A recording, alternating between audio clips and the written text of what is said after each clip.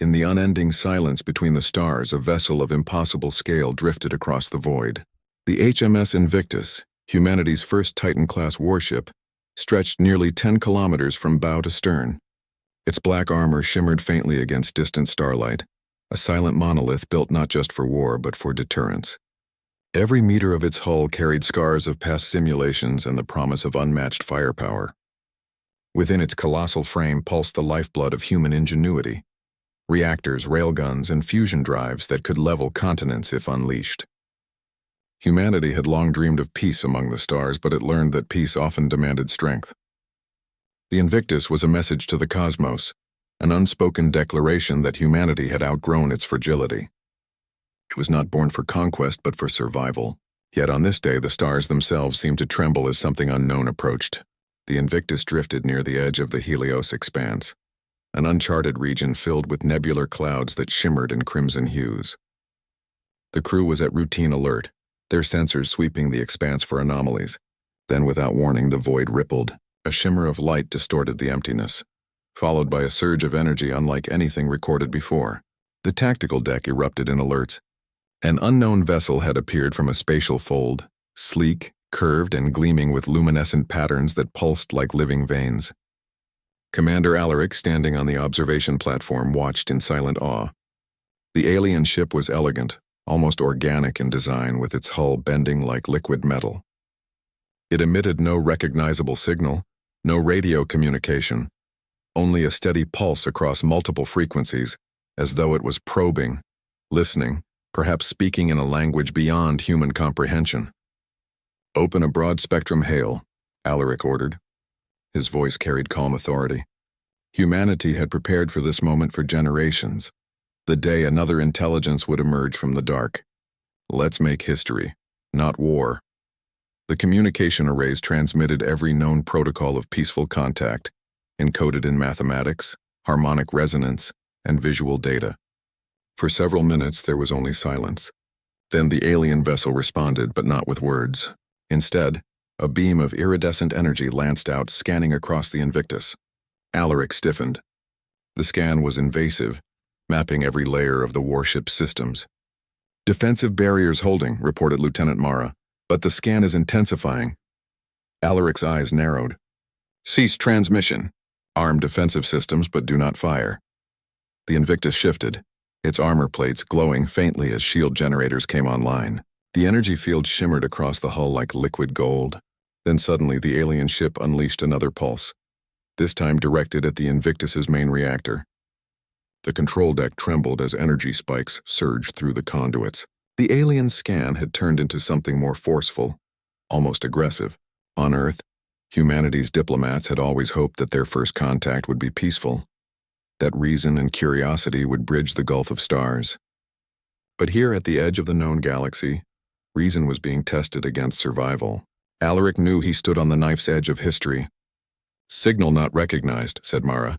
"The energy signature is increasing. It's preparing something." "Fire a warning shot," Alaric said quietly. "Low yield ahead of their bow." A thunderous tremor rippled through the Invictus as its forward rail battery discharged. The slug, a dense tungsten rod accelerated to a fraction of light speed, tore through space, passing just meters ahead of the alien vessel. The impact against the void created a shockwave of vaporized particles. The alien ship hesitated, its energy build-up halting for a heartbeat. Then it answered. A spear of light erupted from its core, a beam so bright it split the darkness.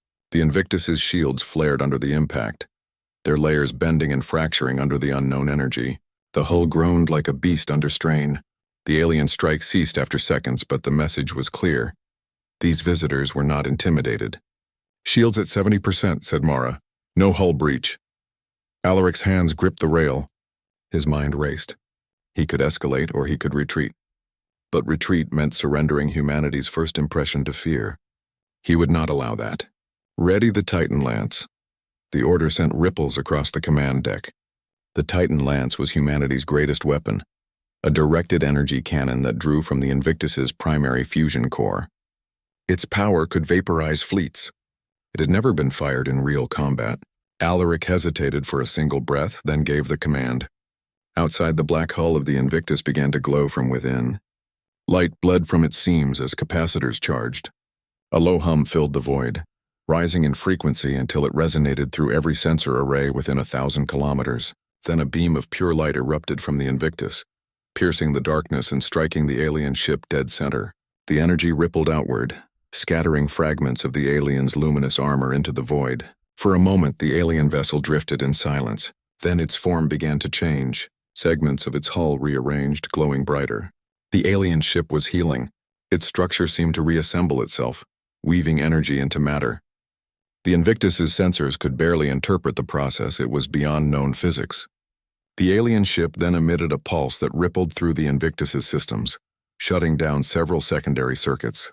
Mara looked up from her console. "They're learning, Commander. They're adapting to our energy profile." Alaric exhaled slowly. "So be it. Then they will learn what humanity truly is."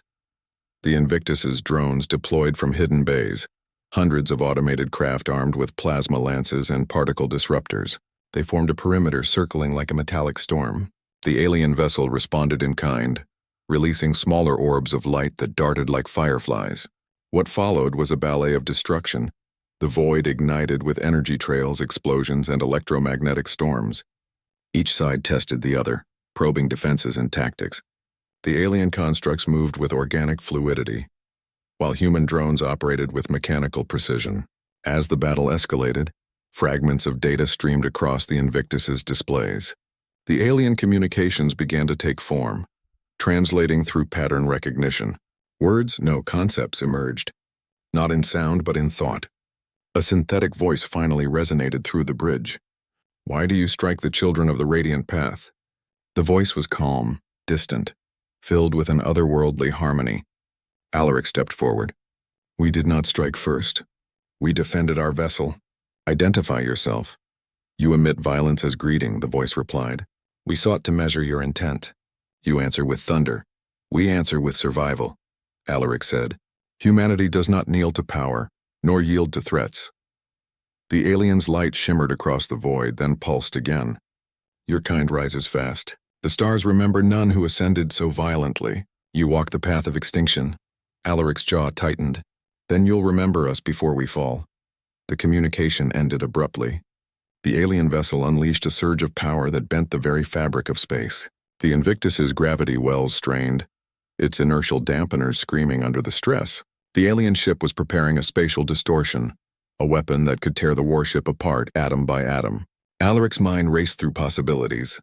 Diplomacy had failed. Dread had replaced it. He turned to his crew. "All batteries full power. Target their core. Let history record that humanity faced the unknown and did not falter." Every gun on the Invictus roared to life. Massive plasma bolts and kinetic rounds filled the void, hammering against the alien's shimmering form. The Titan lance fired once more, a beam brighter than the sun cutting across the nebula. This time the alien's defenses fractured. The radiant ship split, its core flaring in a final burst of blinding light before imploding into silence. The battle was over. The void returned to stillness. Only drifting fragments and fading light marked where the alien vessel had stood. The Invictus floated amidst the debris, its hull scorched, its shields flickering but intact. On the bridge, the crew watched the silent aftermath. No one cheered. There was no triumph, only the weight of what they had done. Mara's voice was quiet. "We made contact, Commander. But was it victory or a warning?" Alaric stared into the fading nebula. "Both, perhaps. They came to judge us, and we showed them what humanity is. Strength born of fear, courage shaped by struggle." In the following days, the Invictus recorded no further alien signals. Yet deep scans of the surrounding region revealed something unsettling. The energy traces left behind by the alien vessel were not dissipating. They were coalescing, forming stable patterns. Somewhere in the dark, new signals began to flicker. Dozens, then hundreds, spreading across the expanse. Alaric stood before the viewing glass as distant lights began to bloom in the void. More ships, many more. The first encounter had only been a scout. Humanity's first step into the greater galaxy had awakened something ancient, something watching. He spoke softly, almost to himself. "If this is the price of reaching the stars, then we will pay it. But we will not bow." The Invictus turned its massive frame toward the heart of the incoming signals. Its engines ignited, casting a golden trail behind it. It moved like a titan reborn, the embodiment of humanity's resolve. Across every world under the Terran banner, the transmission of the encounter echoed.